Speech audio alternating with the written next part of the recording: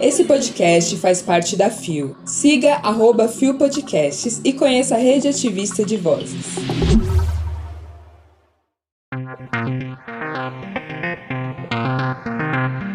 Desde 2019, cerca de 4 leis pró-LGBTQIA+, foram propostas mensalmente. GT irá documentar violências históricas contra nossas comunidades. Serpro lança edital Agora 3T, tecnologia para pessoas trans e travestis. Terça-feira, 4 de julho de 2023. Hoje é o dia da independência dos Estados Unidos, né? Gata. Que faz também a gente lembrar que Estados Unidos limita as proteções à comunidade LGBT dentro de várias outras problemáticas. Então a gente precisa ficar alerta sobre isso. Se liga, hein? Olá, eu sou Gabi Van e este é mais um Bom Dia, Bicha! Levanta, viada, vamos assim! O seu podcast diário de notícias sobre as comunidades LGBTQIAP+. 6 e ônibus. Deu na agência de Adorim.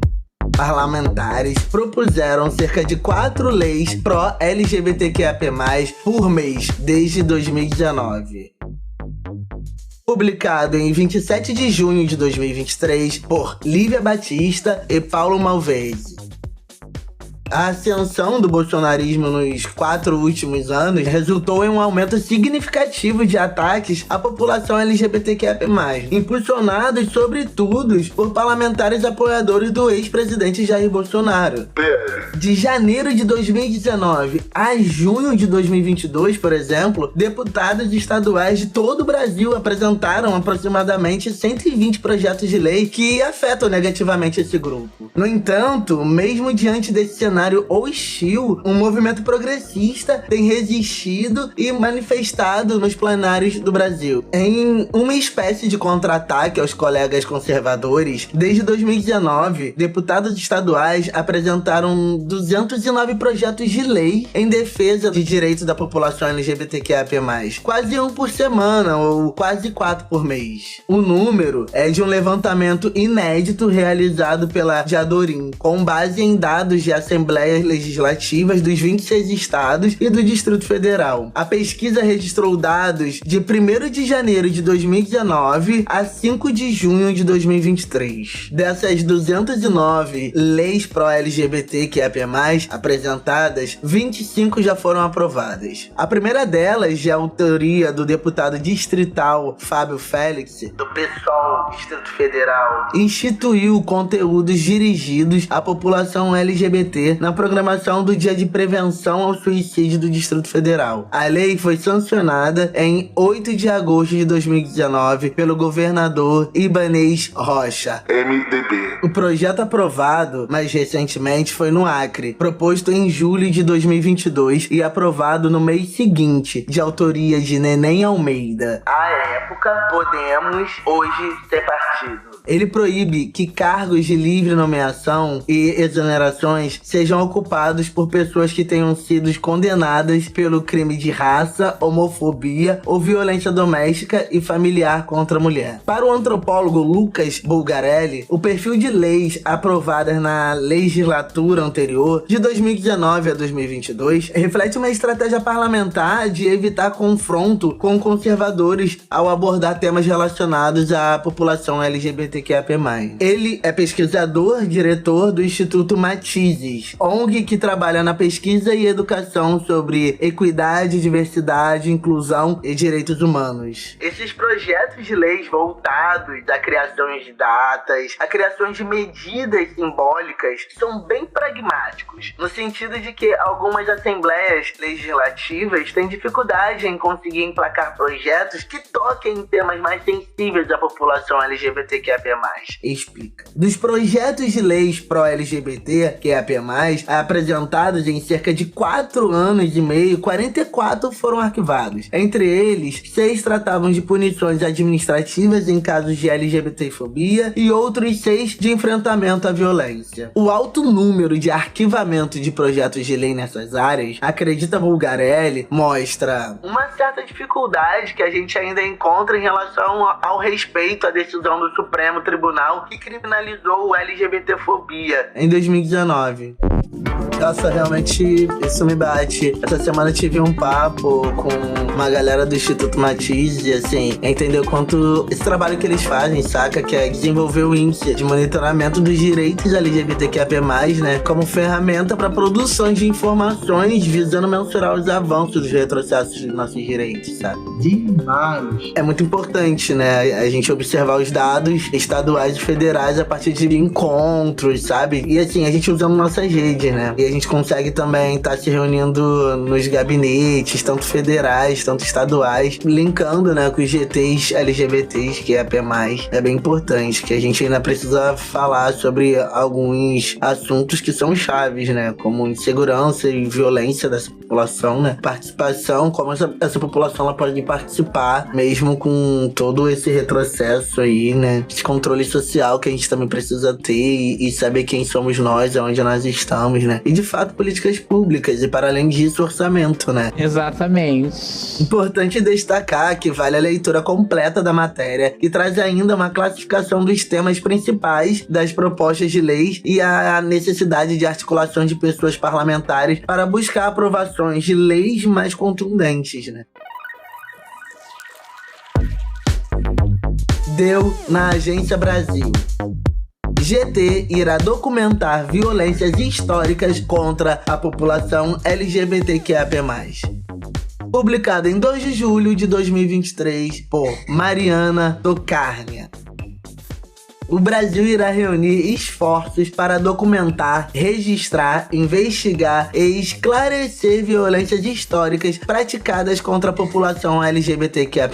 Um grupo de trabalho, GT, inédito está sendo designado tanto para realizar a documentação histórica quanto para propor novas políticas públicas que possam promover a garantia de direitos dessa população. Esta semana foram definidos 17 membros da sociedade civil. Para detalhar como será esse trabalho, a Agência Brasil conversou com o presidente do GT, o professor de Direito da Universidade Federal de São Paulo, Unifesp, Renan Quinalha. Eu acho que é um trabalho pioneiro, inédito. Nenhum país do mundo que eu tenha registro fez uma comissão com essa abrangência, com esse grau de engajamento do Estado, indo construir uma história, indo documentar uma história e buscar políticas de reparação pelas violências que são cometidas contra a população, inclusive pelo próprio Estado, diz Quinalha. Segundo Quinalha, o GT terá 5 eixos principais: verdade, memória, justiça, reparação e reforma das instituições. Também está prevista uma ampla participação popular, com realização de audiências públicas em todas as regiões do país. O próprio processo de trabalho já vai ser uma reparação em si. Então ele tem que ser feito em conjunto com a comunidade, com o movimento, em diálogo com as entidades, com a participação direta delas. Esta é a maneira como a gente pretende trabalhar. A gente não pretende trabalhar de portas fechadas e depois entregar uma versão da história pronta para a população LGBTQIA+.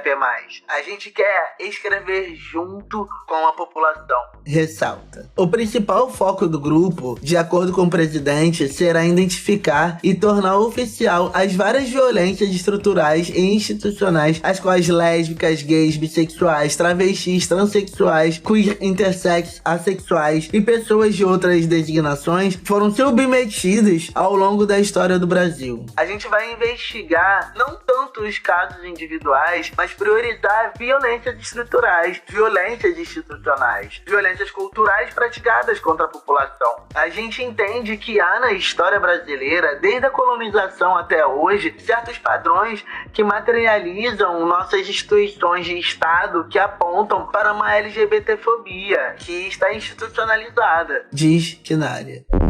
Essa notícia me emocionou bastante. Quando eu vi que Giovanna Baby, Keila Simpson estavam juntas ali nesse GT, me emocionou porque ver duas travestis pretas, pioneiras do nosso movimento, fazendo parte, sabe? E não é só mais aquela galera GGG branca, traz um sentimento de representatividade. Poderosíssima como a espada de um samurai. Eu, enquanto homem trans, eu fico bem emocionado com isso. É sobre isso, cara, e tudo bem. Importante destacar que vale a leitura completa da matéria, que traz ainda o período de duração do GT, 180 dias, e a intenção de propor políticas públicas. Deu no Tecmundo.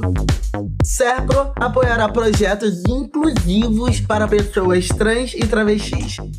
Publicado em 28 de junho de 2023 por André Luiz Dias Gonçalves via Nexperts. O Serviço Federal de Processamento de Dados, Serpro, lançou na quarta-feira, 28, um processo de seleção pública para patrocínio de projetos de inclusão sociodigital para pessoas trans e travestis. A empresa pública está em busca de iniciativas que apresentem impacto positivo na vida dessas comunidades. O primeiro passo do Programa de Investimento Social do Serpro, o edital, agora 3T, Tecnologia para Pessoas Trans e Travestis, tem como objetivo incentivar projetos que se baseiam na tecnologia como promotora da igualdade. As iniciativas precisam ter tecnologia de informação, TI, como meio ou como fim. Nosso foco é gerar impacto na sociedade, transformando vidas e construindo caminhos para comunidades invisibilizadas por meio da inclusão sociodigital, afirmou a superintendente de comunicação e marketing da estatal, Louane Salles. Ainda de acordo com Salles, o Serpro quer ajudar a visibilizar ações afirmativas que mudem o cenário de violência física, preconceito e falta de oportunidades para comunidades trans e travestis. Para ela, as ferramentas tecnológicas têm um papel essencial na construção de uma sociedade mais igualitária e respeitosa. A seleção pública está com inscrições abertas até o dia 15 de agosto. Organizações da sociedade civil, OSC, e organizações não governamentais, ONG, sem fins lucrativos, interessadas em participar já podem se cadastrar. As orientações para inscrições e as demais informações podem ser consultadas no edital. Eu acho muito interessante essa forma que as empresas têm feito, né, de fazer essa inclusão. Quando eles abrem editais para organizações não governamentais, por exemplo, tá falando que precisa dessa rede, né? Exatamente. E isso é muito importante a gente se atentar e a gente começar a tomar posse disso. Se liga, hein? Bom, gente, o link para o edital está na matéria.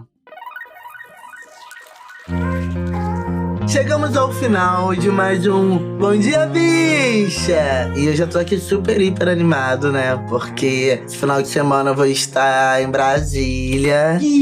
Vou estar numa mesa, lá numa roda de conversa do FenaJuF. Olha que chique. Nossa, os palestrantes são babadeiros, né? A gente vai estar falando sobre políticas afirmativas e garantias de direitos à população LGBTQIA+. Ah, querida. E domingo tem a Parada de Brasília. Quem estiver por lá, por favor, dá um alôzinho. Meu arroba, né?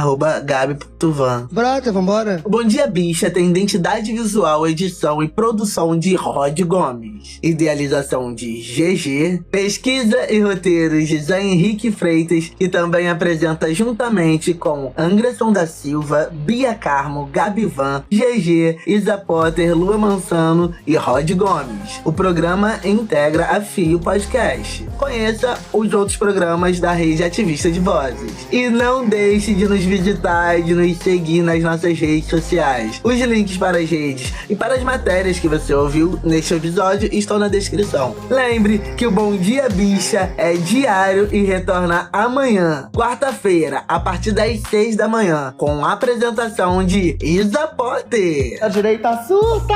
Aguardo vocês em Brasília. Vamos balançar aquela parada lá no domingo, tá? O babado é certo. @gabi.van. Me chamem lá pra gente ir juntos. Até!